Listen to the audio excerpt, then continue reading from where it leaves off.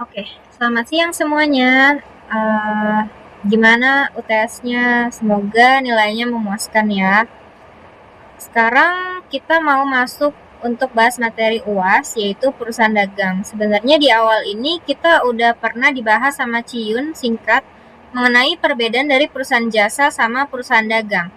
Kalau kalian lihat ya, sebenarnya perusahaan jasa itu sama perusahaan dagang nggak beda-beda banget, cuma beda di bagian stepnya aja. Kalau perusahaan jasa yang sampai UTS kemarin itu cuma sampai step 9 atau vendor, terus kalian langsung last, finish, udah selesai, tinggal kalian langsung masuk ke transaction, general ledger, itu cuma kalian pakai journal voucher kan. Jadi intinya kalau perusahaan jasa itu kita cuma step nyampe 9, langsung masuk transaksi, yaitu journal voucher. Semua mau jual, mau beli, mau retur, atau segala macam itu kita langsung masuknya ke journal voucher. Sedangkan kalau perusahaan dagang yang kita akan pelajari sampai UAS nanti, itu kita beda di step, yaitu stepnya dari step 1 sampai 20, melanjutin dari yang jasa kemarin. Terus untuk masuk transaksi, itu kita nggak cuma pakai general ledger, kita pakai modul-modul lainnya. Ada general ledger, cash, inventory, sales, purchase, fixed asset, sama RMA. Kalau general ledger kemarin kan kita cuma pakai journal voucher ya. Tapi untuk general ledger di materi perusahaan dagang itu kita juga pakai journal voucher dan ada tambahannya nih, yaitu period end. Period end itu apa sih? Jadi period end ini sebenarnya gunanya untuk mencatat atau mengakumulasi mengenai akumulasi depresiasi atau berhubungan sama depreciation gitulah untuk fixed asset. Jadi ketika kita pertama kali masuk quick setup itu sebelum kita ngejurnal apapun kita harus period end. Terus ketika kita ada melakukan mau menjual atau mendisburse fixed asset itu kita juga perlu period end, atau kalau misalnya nggak ada jual atau nggak ada pembuangan fixed asset tuh kita di endingnya harus ada period end kayak gitu. Untuk lebih jelasnya mungkin nanti bisa sesuai sama soal aja ya biar kalian lebih dapat gambarannya. Terus kita lanjut ke halaman 39. Di sini kalau kalian perhatiin ada bagan yaitu transaksi pembelian atau purchase dan transaksi penjualan atau sales. Nah, oke, kita bahas yang transaksi pembelian terlebih dahulu ya. Jadi, transaksi pembelian ini anggap kita adalah perusahaan X. Perusahaan X, kenapa di sini ada bagian gudang? Jadi, karena kita adalah perusahaan dagang. Ketika kita dagang, pasti ada barang yang kita jual ataupun barang yang nantinya kita akan beli. Yang mana barang itu akan kita taruh di bagian gudang, tempat penyimpanan. Kita perusahaan X misalnya, di sini kan ada banyak ya, ada purchase requisition, purchase order, receive item, purchase invoice, purchase payment, dan purchase return. Plus purchase order juga. Nah, perusahaan X misalnya, gunanya purchase requisition ini tuh apa sih? Jadi purchase requisition ini kita buat ketika ada permintaan pemesanan. Contoh soal nih ya, bagian gudang melakukan permintaan pemesanan. Permintaan untuk memesan. Kalau ada keywordnya meminta atau permintaan, itu kita langsung buat purchase requisition. Terus kalau misalnya di bagian gudang lagi nih, perusahaan X juga bisa langsung, misalnya kita mau memesan, keywordnya itu memesan, melakukan pemesanan, itu purchase order. Terus receive item ini itu gunanya kalau misalnya ketika kita beli, kita kan pasti dapat barang dong. Ketika barangnya udah sampai di kita, berarti kita langsung masuk ke receive item. Biasanya ketika kita terima barang, kita juga langsung terima tagihan. Jadi biasanya purchase invoice ini atau tagihan ini muncul bersamaan ketika kita menerima barang. Jadi pihak sana, pihak penjualnya dari sana kan kita pembeli, pihak sananya yang ngejual itu ketika mereka kirim barang, mereka juga langsung kirim invoice. Terus ketika kita udah dapat purchase invoice, kita bisa langsung aja bayar. Nah, kalau kita mau bayar, kita dapat tagihan, kita mau bayar, itu kita masuk ke purchase payment. Tapi purchase payment itu jumlahnya nggak selalu full dari yang ada di purchase invoice. Misalnya kita beli 100.000. Purchase payment-nya itu kita nggak harus bayar langsung 100.000 sesuai dengan soal aja. Misalnya kita cuma bayar 50.000, itu boleh, itu langsung masuk purchase payment juga. Tapi misal nih, ketika kita udah dapat barang, dapat tagihan juga,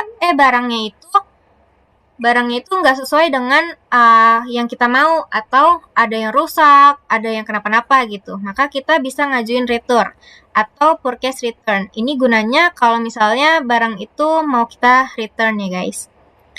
Terus sebenarnya bisa nggak sih kalau perusahaan itu langsung beli, direct purchase? Bisa ya teman-teman. Jadi perusahaan ini bisa langsung ke receive item atau langsung ke purchase invoice. Contohnya kalau receive item, menerima barang dari pembelian yang sudah dilakukan sebelumnya, gitu. Kan dia bilang menerima barang dari pembelian yang sudah dilakukan sebelumnya, maka kita langsung ke receive item aja ketika barangnya udah diterima. Misalnya, kalau purchase invoice ini contohnya kalau misalnya menerima tagihan pembelian dari vendor apa gitu kan, itu kita bisa langsung masuk ke purchase invoice. Terus gunanya close purchase order ini tuh apa? Sebenarnya gunanya ada di sini. Ketika kita perusahaan, misalnya kita mau ke purchase requisition dulu ya, adanya bagian gudang meminta untuk membeli apa gitu. Membeli untuk memesan gitu kan, permintaan pemesanan. Kita ke purchase requisition, terus misalnya ketika kita baru permintaan pemesanan aja, kita bilang nih, nggak jadi deh, nggak jadi beli, ternyata barangnya masih ada. Kita bisa langsung ke close purchase order. Tapi gimana kalau misalnya dari purchase requisition udah lanjut ke purchase order, atau dari perusahaan ini udah langsung memesan, purchase order udah dibuat? Tetap bisa ya teman-teman. Kalau misalnya selama di purchase order ini dan di purchase requisition ini kalian tiba-tiba ada soal untuk membatalkan pemesanan atau membatalkan permintaan atas pemesanan, itu langsung ke close purchase order. Untuk lebih jelasnya mungkin nanti kalau ada soalnya kita kasih tahu contohnya, jadi kalian lebih punya gambaran jelasnya. Karena kalau misalnya kalian cuma aku jelasin gini aja, itu pasti kalian masih bingung. Akan lebih jelas kalau misalnya nanti kalian masuk ke soal. Terus kita lanjut ke bagian sales. Jadi di sini itu sebenarnya sama aja, sales sama purchase. Ini cuma bedanya kebalikan aja. Kalau purchase perusahaan ngebeli, sedangkan kalau sales perusahaan yang ngejual, jualnya ke customer. Jadi kalau misalnya nih, sales quote ini juga sama kayak purchase requisition. Kalau kata kuncinya itu ada permintaan, meminta. Misalnya contoh soal, customer melakukan permintaan atau melakukan permintaan pemesanan apa gitu. Berarti sales quote. Tapi kalau misalnya customer memesan, itu sales order. Kalau misalnya kita mau kirim barang, misalnya kita udah terima sales order, terus misalnya perusahaan kita mengirimkan barang kepada customer, berarti delivery order. Terus misalnya mengirimkan tagihan pada customer, itu sales invoice. Terus kalau misalnya kita menerima penerimaan pembayaran dari customer, atau penerimaan pelunasan piutang dari customer, itu bisa ke receive payment. Terus kalau misalnya ada return, misalnya customernya udah dikirim barangnya, terus tiba-tiba dia minta return, berarti masuk ya ke sales return. Terus kalau close sales order ini juga sama ya, kalau misalnya customer itu baru permintaan pemesanan atau baru memesan, itu bisa di close sales order. Untuk modul pembelian sama penjualan ini kalian akan dibahas lebih lengkap lagi sama contoh soal-soalnya itu di minggu depan sama Ciyun. Kita lanjut lagi ke bagian halaman 40 untuk setup perusahaan dagang. Oke, di sini kita akan lanjut ke setup perusahaan dagang dulu. Jadi kayak biasa ya setupnya step 1 sampai 9 itu sama kayak perusahaan jasa, cuma bedanya perusahaan dagang itu ada lanjutannya. Jadi yang pertama kita buka create-nya, terus create new company. Bisa kita klik titik 3 ini, kita simpan di tempat kalian biasanya yang JY itu.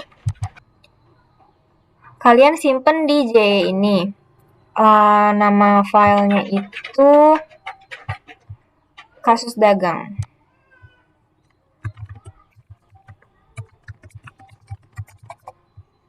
Kita create, terus oke.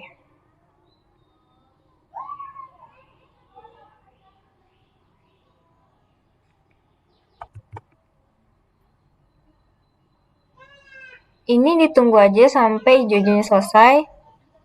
Muncul supervisor ini, passwordnya kayak biasa ya, supervisor.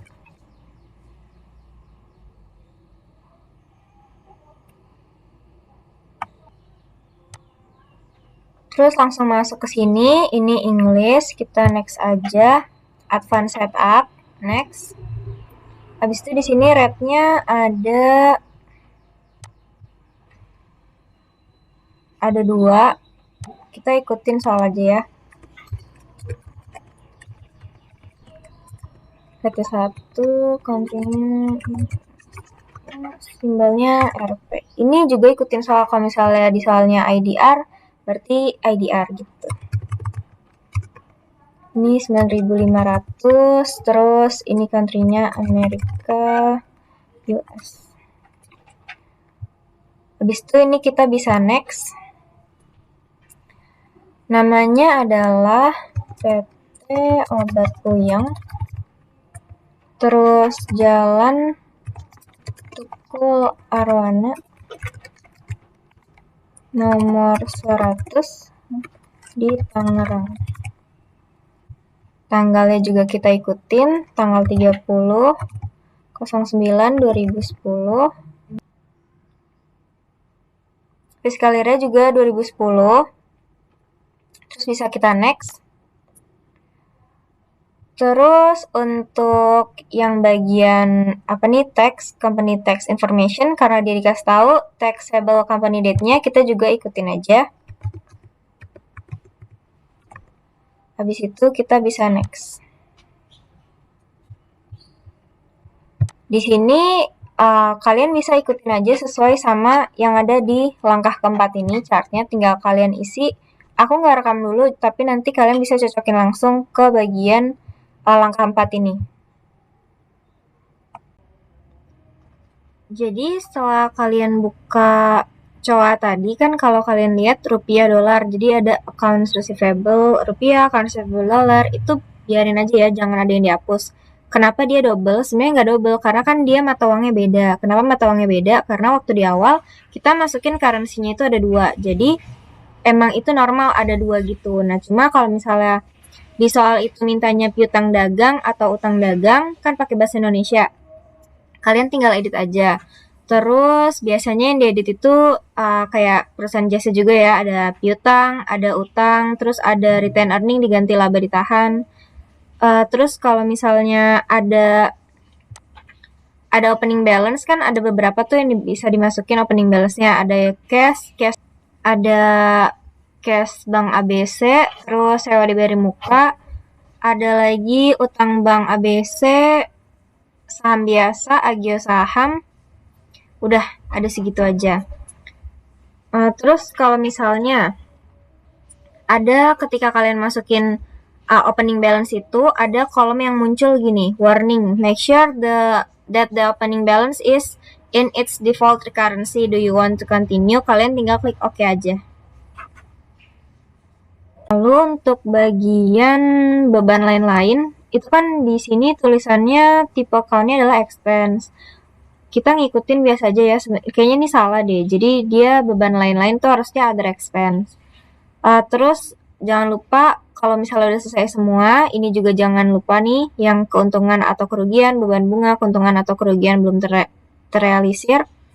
Kita bisa langsung ke opening balance ini nih, default account for-nya, ini kita ikutin aja. Opening balance, equity. Terus ini pastiin harus benar ya, opening balance ke opening balance, retain earning ke laba ditahan. Jangan sampai kebalik, jangan sampai salah. Karena beberapa teman kalian ada yang kayak tiba-tiba udah otomatis keisi, tapi keisinya itu beda sama yang seharusnya. Nah, ini tuh sebenarnya ngefek ke bagian nanti kalau misalnya kalian masukin saldo awal. Nanti kalau misalnya saldo awal salah, berarti ke belakang-belakang itu bakal salah semua, dan nanti poinnya juga bisa berkurang gitu. Kalau udah selesai, kita bisa next. Ini sama aja ya. Nih, untuk rupiah ini kita cocokin dulu accounts payable, utang dagang rupiah, utang dagang rupiah, semuanya di sini tuh harus rupiah. Terus kalau misalnya kita mau ganti, kita pencet panah ini nih, terus ke dolar. Nah, ini juga kita harus cocokin, semua ini harus dolar. Kalau misalnya ada beberapa yang rupiah, tinggal kalian ganti aja gitu. Cocokin, habis itu kita bisa next lagi. Di sini dia ada diskonnya itu 2, terus 2/10, N/30. Kita enter, terus di sini COD kita enter aja. Habis itu di sini text code-nya 1, PPN, description-nya pajak pertambahan nilai, rate-nya itu 10. Terus untuk sales tax ini kita masukin PPN keluaran. Kita cari aja PPN keluaran. Yang sales tax itu PPN keluaran, sedangkan purchase tax ini PPN masukan. Nah, nanti kalau kita geser ke sini, karena kita udah masukin sales tax dan purchase tax, itu berarti ini sales tax account name-nya sama purchase tax-nya itu sama ya, jadi ini otomatis. Oke, habis itu kita bisa next. Di sini karena dia customer type-nya cuma ada general, berarti general aja. Tapi kalau misalnya di soal dikasih tahu customer type-nya ada general atau umum dan khusus, berarti kalian tinggal add. Terus di sini shipment method-nya itu ada 2. Kita tinggal add. Name-nya adalah pickup 2315B. Terus kita oke, kita add lagi. Truk LY234A. Habis itu kita oke lagi. Karena udah sama, kita bisa next.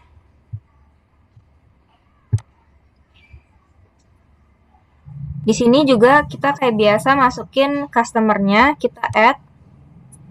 Terus customer number-nya di situ C001, namanya PT Pelanggan 01. Dia rupiah, oke. Terms-nya dikasih tahu nggak tuh? Oke, 2/10 N/30 ya terms-nya. Habis itu currency-nya rupiah. Terus opening balance-nya dia kan ada nih opening balance-nya 200 juta. Berarti di sini kita klik titik 3 invoice-nya. Kita tulis aja 1000, date-nya tanggal 30 bulan 9 2010, opening balance-nya adalah 200 200 juta. Ini kita oke. Habis itu kita ke bagian sales di sini. Teksnya itu teks 1 PPN. Kita masukin pajak pertambahan nilai PPN. Habis itu kita tinggal oke. Oh ya, kalau misalnya di sini type-nya kan di sini tulisannya general ya. Kalau misalnya dia ada khusus, berarti di sini nanti kita tinggal pencet bawah terus khusus gitu. Kita oke atau bisa next. Next itu kita berarti langsung ke customer 2 C002, namanya PT Pelanggan 02. Dia juga sama ya, currency-nya rupiah, as of-nya 30 September, opening balance-nya. Kita ke terms dulu, ini juga 2/10/30 rupiah. Opening balance-nya ini 2000 aja, terus opening balance-nya 100, tuh agak 100 juta, 2/10/30. Kita oke. Habis itu jangan lupa ke bagian sales, terus teksnya PPN, customer type-nya general, kita oke. Habis itu kita cocokin ya pelanggan 1. Karena dicocokin udah sama, berarti kita bisa next.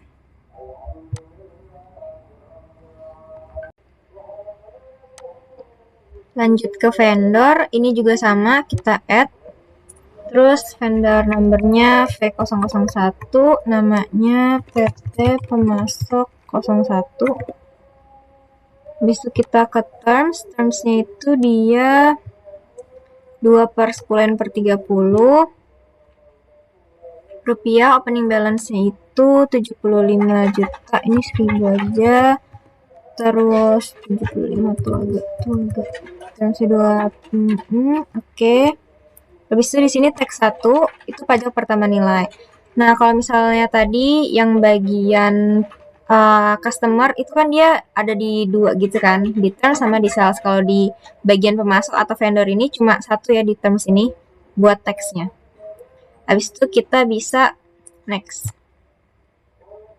Untuk V2 itu PT Pemasok 02. Dia juga sama, termsnya 2/10/30, opening balance-nya itu 75 juta juga. Habis itu kita oke. Teksnya juga pajak pertama nilai, kalau udah kita oke. Di sini kita cocokin lagi. Habis itu bisa next. Habis itu kita bisa next. Untuk di step ke-10 ini bisa kalian skip aja. Langsung ke step 11. Nah, sebenarnya ini rada berbeda karena tadi videonya rada error gitu, jadi aku ambil ulang dan ini udah terlanjur keisi. Ini biasanya kan tadi ada satu di sini, terus kalian bisa edit, bisa delete atau langsung add gak apa-apa. Tapi tadi tuh aku edit, terus namanya aku ganti jadi gudang 1, terus description-nya gudang pusat, person in charge-nya Hartanto. Kalian oke aja. Terus kalau misalnya yang tadi satu itu udah diedit, kalian tinggal add. Kalau misalnya mau add, terus masukin deh gudang 2, terus gudang cabang, terus nama person in charge-nya Karminto. Habis itu kalian tinggal oke, terus nanti kan muncul kayak gini. Nah, di sini item kategori, kalau nggak salah tadi nggak ada kan, kosong. Itu kalian tinggal add aja, terus kalian masukin tas kayak gitu. Habis itu kalian bisa next. Nah, di sini juga sebenarnya kalian kan kosong ya, harusnya belum keisi. Ini kalian cocokin aja inventory itu persediaan barang dagangan, sales penjualan, sales return itu return penjualan, dan segala macam. Ini kalian cocokin. Habis itu kalau udah selesai, kita bisa next. Yang bagian langkah ke-13 ini, step 13, kita bisa skip lagi, langsung next. Terus kebetulan karena soalnya minta Vivo, berarti kita kliknya yang Vivo. Jangan sampai salah. Habis itu kita next.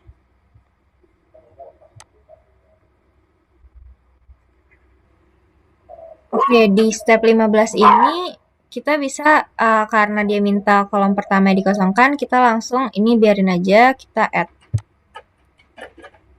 Kita ikutin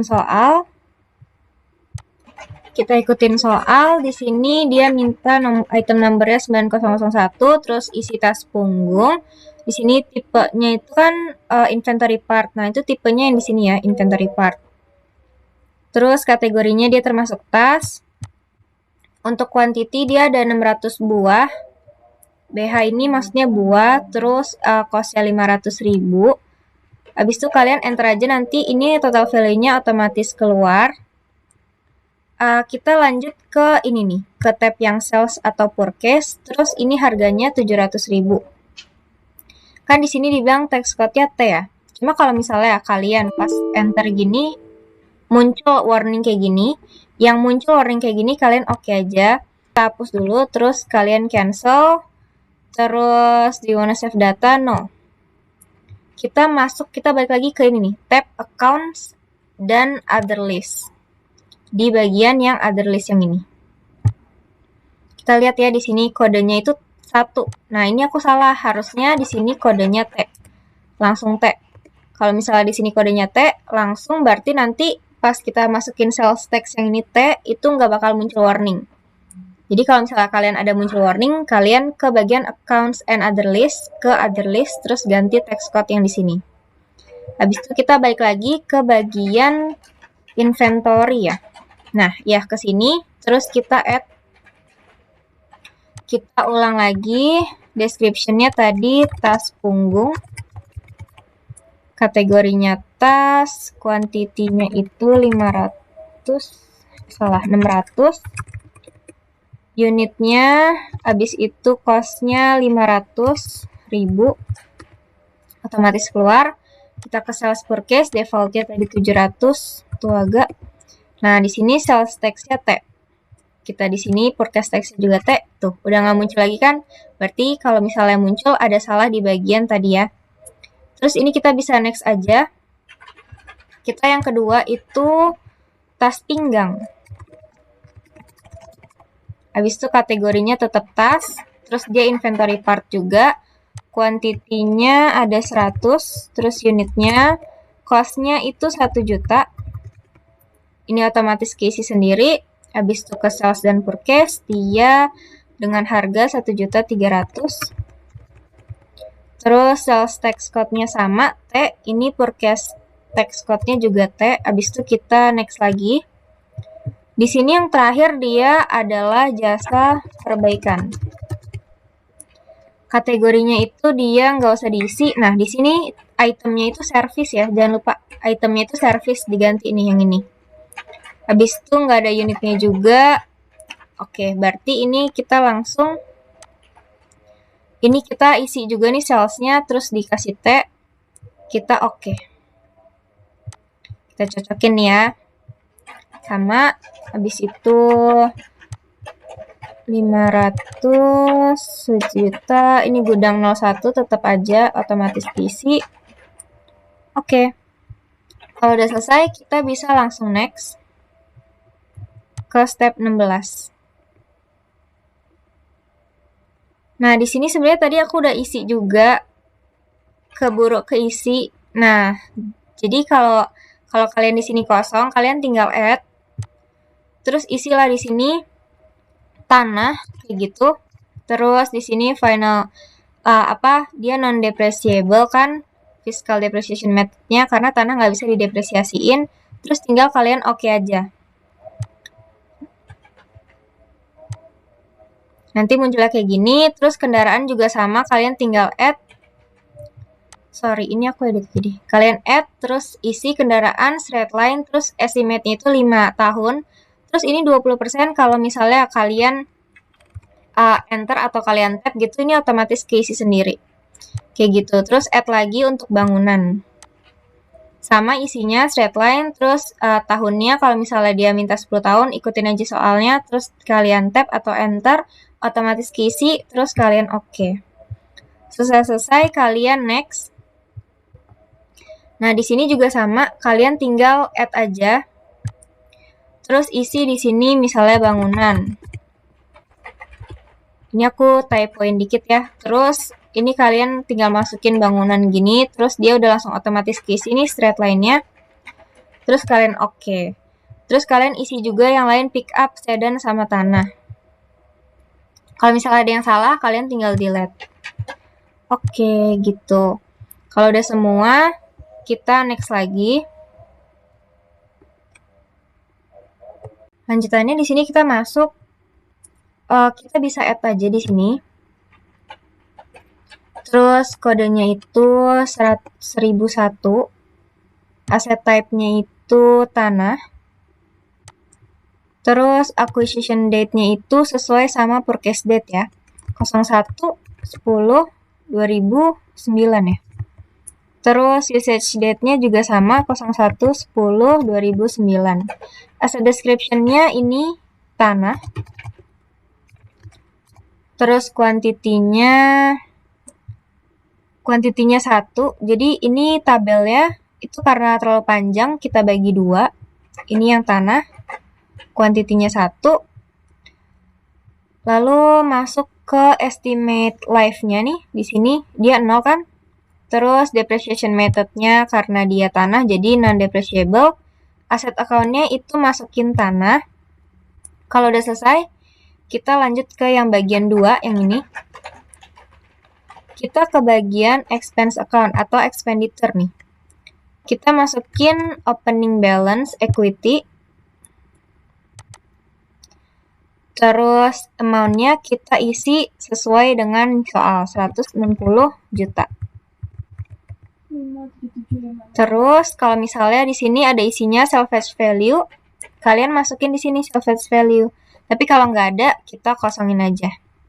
Habis itu kita bisa save and new. Terus kita lanjutin yang itu T1. Oke. Ternyata dia T002. Asset type-nya itu bangunan. Terus kita masukin usage acquisition date-nya itu 01.10.09. Ini juga sama 01.10.09. Description-nya bangunan. Kuantitinya juga 1. Di sini kuantitinya. Terus kita ke estimate life-nya itu 10 tahun ya. 10 tahun, abis itu dia pakai straight line. Aset account-nya itu dia bangunan. Akumulasinya pakai penyusutan bangunan dan depresiasinya itu beban penyusutan. Oke, abis itu kita sama ke expenditure, terus masukin opening balance equity. Amount-nya itu 200 juta. Terus kita salvage value-nya nggak ada, kita bisa save and new. Terus yang tadi untuk yang tanah kan dia kodenya salah, nanti bisa kita edit gampang. Yang ketiga itu sedan, berarti ini asset type-nya. Abis itu dia acquisition date-nya sama 01.10.2009. Terus 01.10. Asset description-nya dia tetap sedan. Kuantitinya juga ini semua 1 ya di sini. Habis itu di bagian estimate life-nya itu dia 5 tahun. Terus depreciation method-nya dia semua straight line sama. Asset account-nya kita berarti kendaraan, terus akumulasinya penyusutan kendaraan. Ini tetap beban penyusutan. Oke. Habis itu kita sama ke expenditure, terus ke opening balance equity. Amount-nya itu 100 juta. 100 juta, habis itu kita bisa save and new. Terus ke pick up. Dia juga sama ya. 01.10.9, 01.10.9. Asset description-nya pick up. Terus kuantitinya juga 1. Dia estimate life-nya 5 tahun. Terus dia juga pakainya straight line. Asetnya kendaraan. Akumulasi penyusutan kendaraan. Terus beban penyusutan. Kita expenditure. Langsung opening balance equity. Dia jumlahnya 100 juta juga. Kalau udah, kita bisa save and close. Oke, yang ini kita edit, terus ganti aja ini jadi T.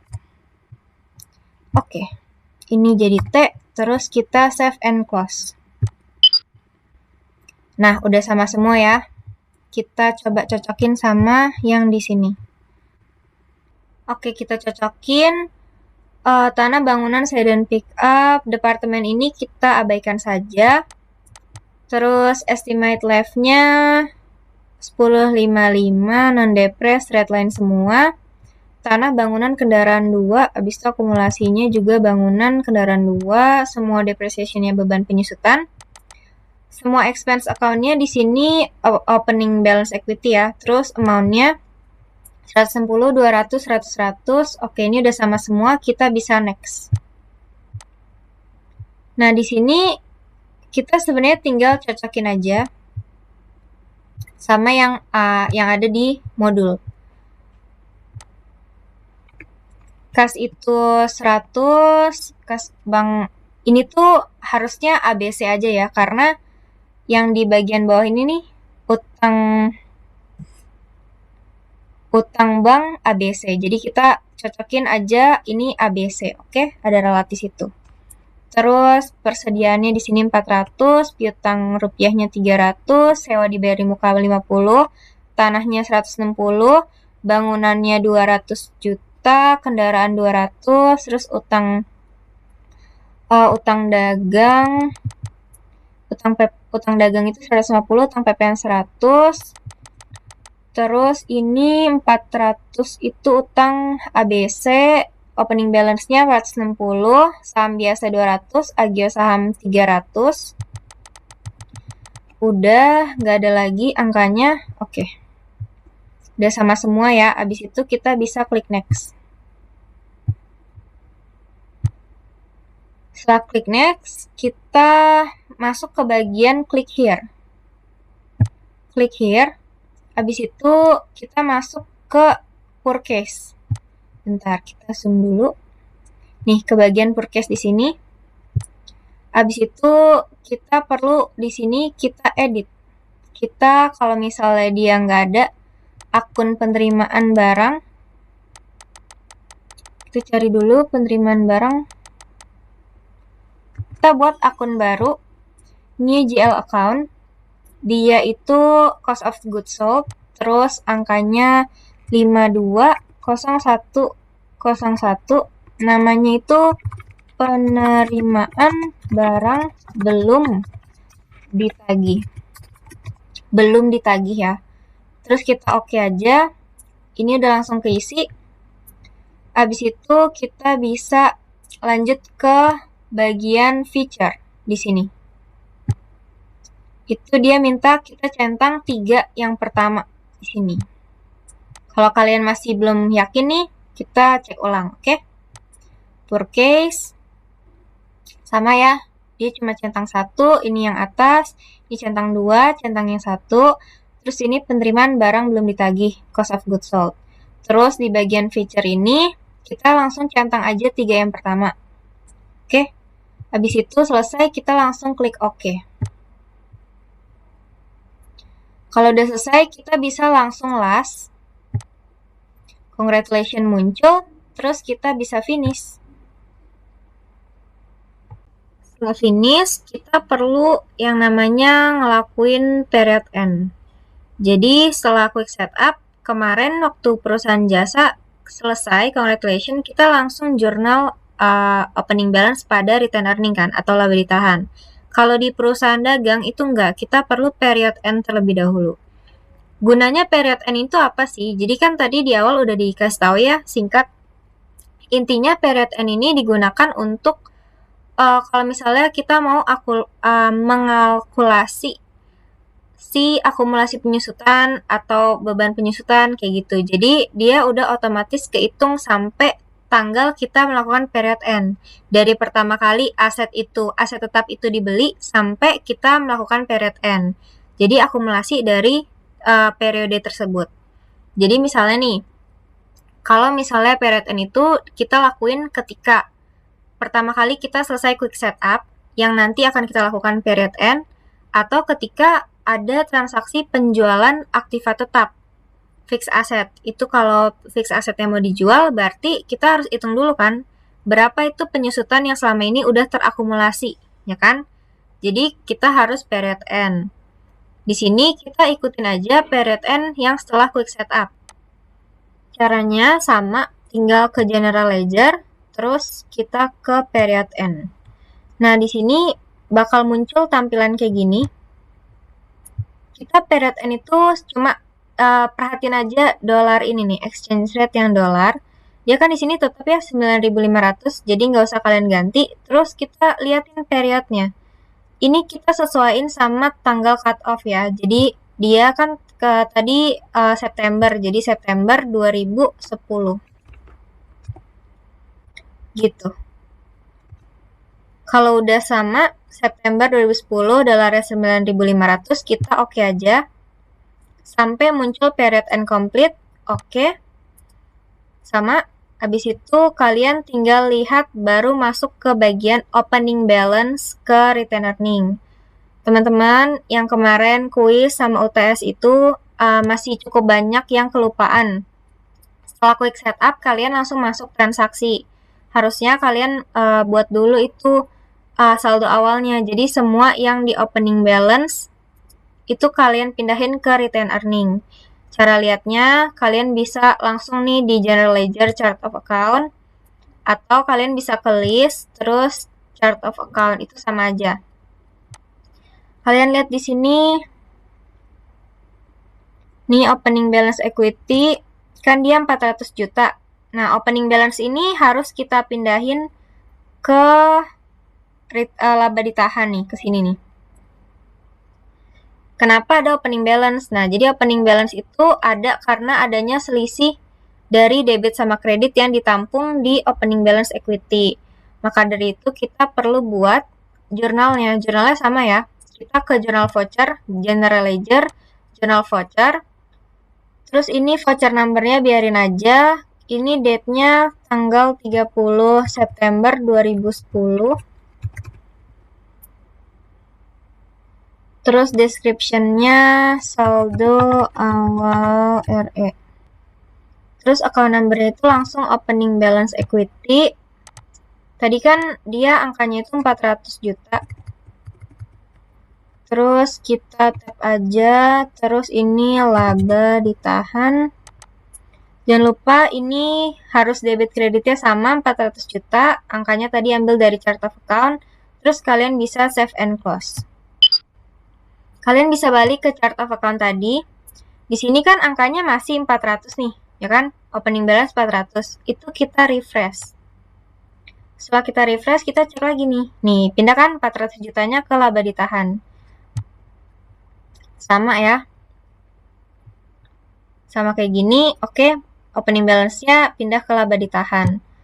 Kalau misalnya udah selesai sampai laba ditahan ini, berarti proses setup untuk perusahaan dagang itu udah selesai. Yang mau aku tekanin lagi, intinya kalau misalnya perusahaan dagang itu ada tambahannya, yaitu period end. Setelah kalian quick setup, itu ada period end dulu, baru kalian masukin opening balance ke retained earning. Terus kalau untuk step-stepnya juga lebih banyak perusahaan dagang. Jadi kalau bisa, kalau kalian ada waktu luang, kalian tolong perhatiin baik-baik. Kalian latihan karena takutnya kelupaan. Kalau UTS gitu kan pasti buru-buru waktu juga ya. Takutnya di bagian opening balance ke laba ditahan ini suka di skip padahal poinnya cukup gede. Jadi kalian usahakan isi. Dan semoga nilai-nilai itu yang nilainya kurang itu nggak bikin kalian down. Semoga kalian malah termotivasi untuk dapetin nilai yang lebih baik lagi di UAS-nya nanti. Dan lebih usaha lagi di UAS karena jujur perusahaan dagang itu lebih sulit dari perusahaan jasa. Oke, segitu aja. Jangan lupa nanti kalau udah selesai bakal ada assignment. Kalian kirim aja. Masukin data GDB ya, file GDB ke assignment-nya, terus deadline-nya juga sama seminggu. Oke, good luck guys.